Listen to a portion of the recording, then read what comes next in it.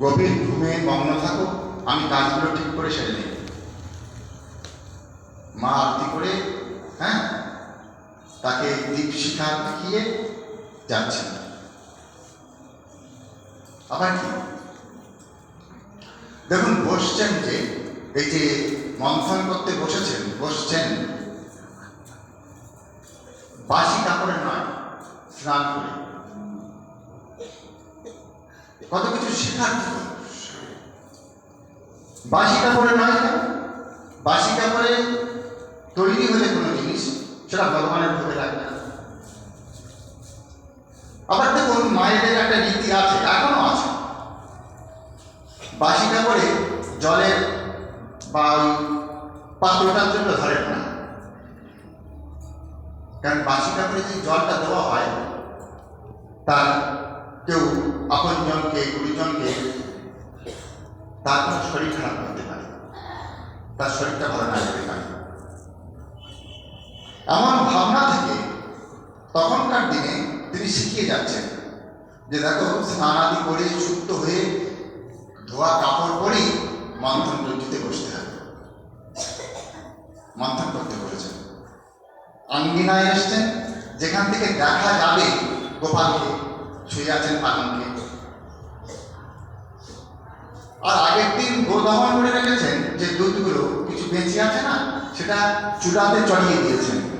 সেই চুলাটাও দেখা যাবে এমন আঙ্গিকে বসেছেন, এমন ভাবে যে আমি এখানে বসে গোপাল উঠবে কখন বুঝতে পারবো, আমি এখানে বসে বুঝতে পারবো চুলাতে দুধ চাপানো আছে, সেটা যেন পড়ে না যায়। ছোট জাল দিয়ে চলে এসছেন। দধি ভাণ্ডতে দধির মানে ভাণ্ডের যে দণ্ড, মন্থন দণ্ড নিয়েছেন, রশি নিয়েছেন, মা বসেছেন মন্থন করতে। মা মন্থন করছেন।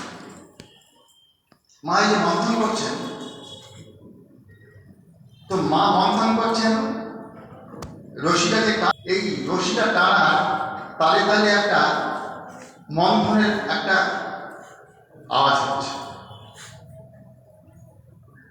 মন্থনের যে আওয়াজ হচ্ছে, হাতের যে কঙ্কন আছে, সেই কঙ্কনগুলো দুলছে, তারা আওয়াজ করছে। আর তারা যার বর্ণায় আনন্দে আপ্লুত। কেন? মা সেবা করছেন, কৃষ্ণের সেবার দ্রব্য তৈরি হচ্ছে, মা যে হাত দিয়ে সেবার কাজ করছে, সেই হাতে আমরা থাকতে পেরেছি। তাই তো আনন্দ, এত আনন্দ। দেখুন, কঙ্কন কত মানুষের হাতে থাকে, কিন্তু যে হাতটা দিয়ে ভগবানের সেবা হয় না, যে হাতটা দিয়ে ওই কুকুর বিড়ালের আদর যত্ন হয়, সেই হাতে যে পড়া কঙ্কনটা, তার আনন্দ হয় না, তার ইচ্ছা হয় না ওই হাতে থাকতে। যে হাতটা দিয়ে কৃষ্ণ সেবা হয়, কৃষ্ণের সেবার বস্তু তৈরি হয়, সেই হাতেই তাদের থাকতে ইচ্ছা হয়। তাই আগে তাদের খুব আনন্দ। তারাও ওই তালে তালে শব্দ করছেন। কানে কুণ্ডল আছে, কুণ্ডলটা আজকে তারও আনন্দ, যে আমি যে কানে পড়ে আছি, মানে মার যে কানে আমি আছি, মা এই কান দিয়ে কৃষ্ণ নামগুলো করছেন, গোপালের গুণকীর্তন করছেন, আর সেটা এই কান দিয়ে প্রবেশ করছে। তাই সে কুণ্ডলের খুব আনন্দ হয়। কুণ্ডলের আনন্দ হয় তখন যখন কোনো কান দিয়ে কেউ কৃষ্ণ নাম শোনেন, যখন কোনো কান দিয়ে কেউ অন্য নাম শোনেন, ভগবান প্রসঙ্গ না শোনেন, সেইখানে কুণ্ডলের কষ্ট হয়, তাদের আনন্দ হয় না। তা সেই মা গান গাইছেন। আসলে ছবিটা হৃদয়ে আঁকা আছে গোপালের, সে কৃষ্ণের যে ভালো গোপালের ছবিটা আঁকা আছে, সেই অঙ্কনটার সঙ্গে সঙ্গে এই পর্যন্ত যে লীলাগুলো হয়ে গেছে,